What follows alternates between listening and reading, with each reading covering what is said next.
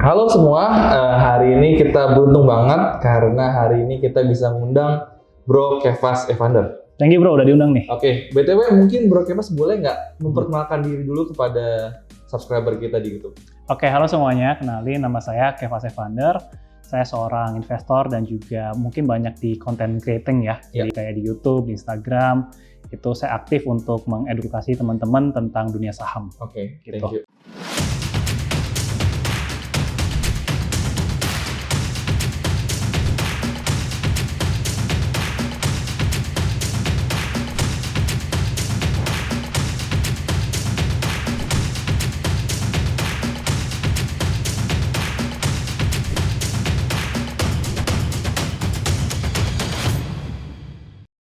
Oke Bro Kevas, gue mungkin pernah ikut kelas itu tahun 2020, tahun lalu Juni 2020 dan Thank you. hari ini pingin ngobrol banyak sama lu, pingin belajar juga sama lu dan mudah-mudahan teman-teman di YouTube juga bisa belajar sama seperti gue dengan lu karena gue tahu mungkin lu udah mulai investasi di saham tahun 2014, zaman lu kuliah gitu ya. Kok lu bisa tertarik dengan saham gitu? Karena mungkin anak muda pas zaman gue kuliah mungkin gue nggak ngerti sama sekali. Gue mungkin masih main game, gue mungkin suka bisnis lah, jualan segala macam gitu. Kok lu bisa tertarik sama saham? Oke, basically karena namanya mahasiswa biasa ya, pingin nambah duit aja sih. Oh gitu. Jadi emang bukan dari keluarga yang kaya yang dikasih duit jajan segala macam. Jadi berpikir, aduh gimana ya supaya bisa nambah duit jajan aja gitu. Jadi salah satunya adalah dengan kebetulan memang orang tua, papa khususnya itu emang trader saham. Trader ya? Sampai sekarang masih nggak? Beliau udah udah dipanggil Tuhan. Gitu. Jadi tahun lalu udah dipanggil Tuhan. Tapi beliau udah dari tahun 2000 gitu, dari tahun 2000. Jadi memang akses ke dunia saham tuh segampang untuk tinggal bilang ke papa, minta diajarin gitu. Cuma meskipun orang tua trader saham, nggak pernah nanya sebenarnya. Sampai titik kuliah itu nggak pernah nanya, sampai baru ngerasa, oh ternyata duit itu penting gitu ya, kalau nggak bisa jajan gitu kan. Dan kebetulan pas di kuliah itu juga ada galeri investasi aja sih. Jadi sebenarnya pas awal mula pun juga nggak ngomong papa, tapi langsung ke galeri investasi untuk nanya bikin saham gimana caranya gitu. Modal pertama yang lo cemplungin berapa? 3 juta. 3 juta? Buat buka akun, ya. Terus gimana cerita perjalanan 3 juta lu sampai hari ini 6 tahun, 7 tahun? Jadi memang modalnya nggak cuma sekali 3 juta terus nggak di top up sama sekali sampai sekarang gitu. Jadi memang proses top up-nya tuh juga banyak banget gitu ya. Jadi ketika dapat duit jajan, ketika dulu kuliah juga sempat bisnis-bisnis kecil-kecilan gitu ya. Jadi kalau ada untung ya dimasukin ke saham, coba-coba belajar trading, buka bisnis dan segala macam. Jadi ya udah terakumulasi tuh. Kayak gitu. BTW, kenyataannya gue sendiri mungkin pernah pertama kali investasi di saham tuh mungkin pas lagi Bluebird harga 8.000. Sekarang Bluebird mungkin sekitar 1.000-an ya. Jadi beberapa tahun yang lalu. Gue sendiri sempat down dan sempat pensiun dari dunia saham karena mungkin wah kayaknya nggak cocok sama gue. Karena mungkin awal-awalnya mungkin profit, habis itu loss. Lu pernah ngalamin hal seperti itu nggak? Tentu sih ngalamin sih. Jadi tapi mungkin gue cukup beruntung karena tahun pertama gue itu mulai tuh jalannya mulus. Lumayan lah. Jadi 2015 market tuh bagus. Jadi ya, gue juga mulai as a trader ya, jadi memang banyak trading, jual beli tektokan gitu, dan in result bagus, ya kan? Karena bagus, maruk. Maruknya adalah gimana caranya gue bisa hasilin uang, tapi nggak cuma pas market open doang. Jadi berpikirnya untuk ke forex. Karena forex itu 24 hour, gitu kan, sampai hari ya 5 hari lah seminggu. Jadi berpikir, gue mau belajar trading forex buat nambahin lagi gitu kan. Dan kebetulan 2016 market susah. Jadi mini krisis lah, mungkin nggak separah 2020 tapi ya downtrend banget. Jadi belajar ternyata kalau di saham waktu krisis kita nggak bisa ngapa-ngapain, susah lah buat cari untung. Tapi kalau di forex bisa buy bisa sell kan. Jadi dua arah, makanya makanya selalu bisa untuk cari profit kapan aja gitu. Akhirnya dari situ belajar untuk forex tapi di saat yang bersamaan luckily gue belajar untuk fundamental gitu. Jadi belajar untuk investing. Itu baru di tahun kedua memang. Belajarnya dari mana nih? Kebetulan memang mungkin dari personal finance dulu sih ya. Paham personal finance, paham kalau kita tuh memang harus ngatur keuangan kita. Tuh ya belajar dari teman-teman. Waktu itu juga kan kebetulan salah satu bisnisnya ikut MLM kan. Nah, kalau MLM kan kita kayak di brainwash banget. Itu harus ngatur duit gitu kan. Ya jadi sedikit ke brainwash tapi ya untung brainwashnya bagus ya untuk kita ngatur keuangan gitu. Jadi gue harus nabung supaya membangun aset. Jadi kebetulan dari dulu memang udah punya mindset itu. So that's why tahun 2015 tuh udah berpikir untuk nabung aset gitu. So trading gue jalan, investasi gue jalan, belajar pakai fundamental dan segala macam. Ya in result, long story short, yang trading rugi bro. Yang di forex rugi. Yang di forex rugi lah, pokoknya nggak terlalu cuan lah. Ya overall sih rugi lah ya. Tapi yang investing ini lebih profitable. That's why gue ngerasa, enak juga ya. Gitu. Kenapa? Jalannya Karena kayak di sini.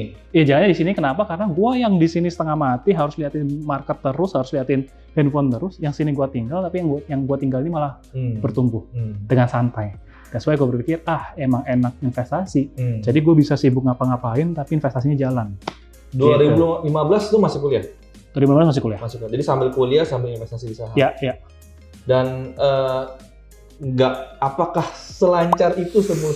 Enggak ya. Pas milih saham juga pasti ada salah lah ya. Salah beli, rugi itu ya pasti pernah. Cuma luckily juga kan modalnya belum terlalu besar. Jadi ya pas gua di posisi itu ya sakit hati gitu juga ya. Sedih, kehilangan uang tapi ada yang profit. Tapi ya sudah. Dilanjutin karena tahu ini tuh bagus. Ini tuh bermanfaat buat kehidupan kita pribadi gitu.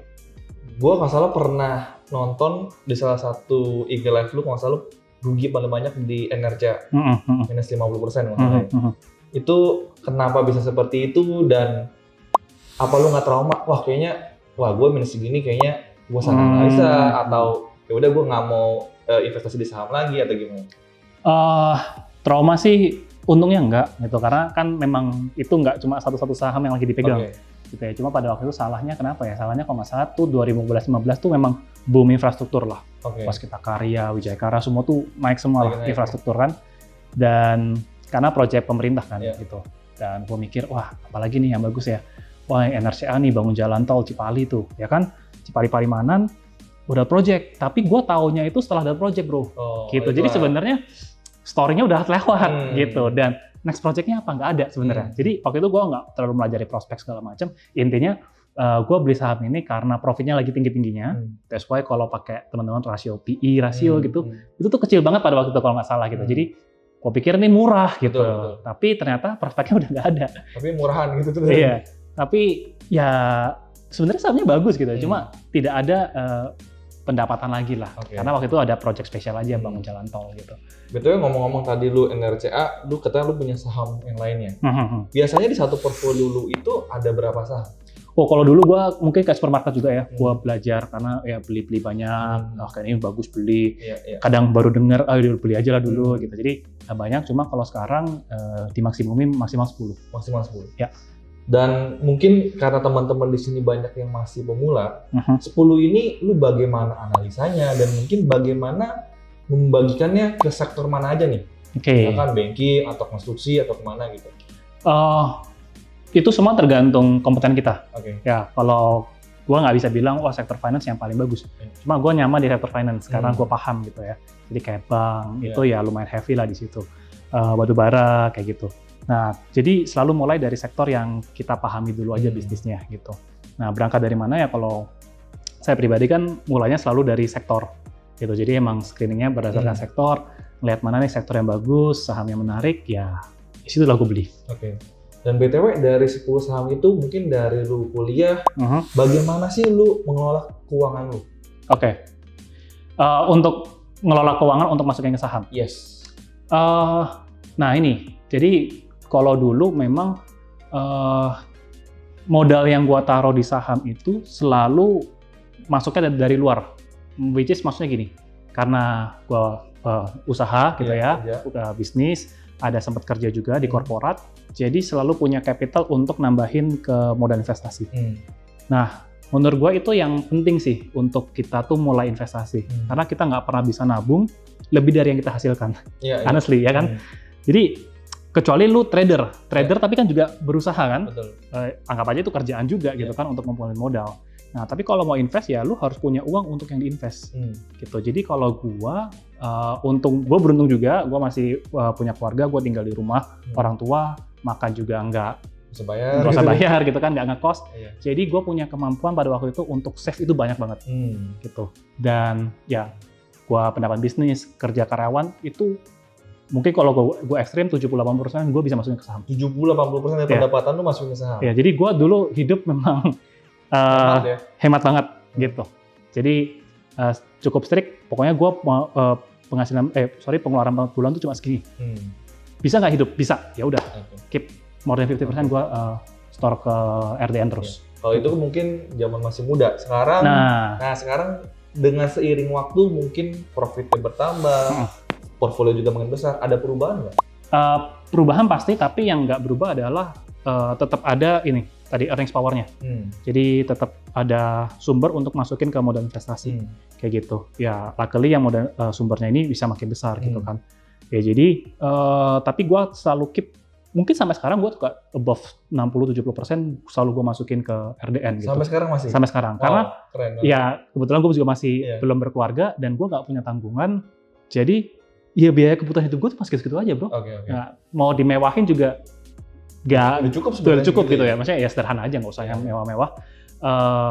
Jadi punya modal yang lumayan banyak untuk dimasukin ke saham. Gitu. BTW, boleh tahu nggak sekarang Bro Kepas ini kesibukannya apa sih sehari-hari? Kesibukannya sekarang lagi bikin usaha ya, yang bergerak di bidang investasi juga, namanya Stock Up bro. Gitu. Jadi kita bikin semacam tempat edukasi, ngajarin ke teman-teman tentang level up skill investasi teman-teman gitu.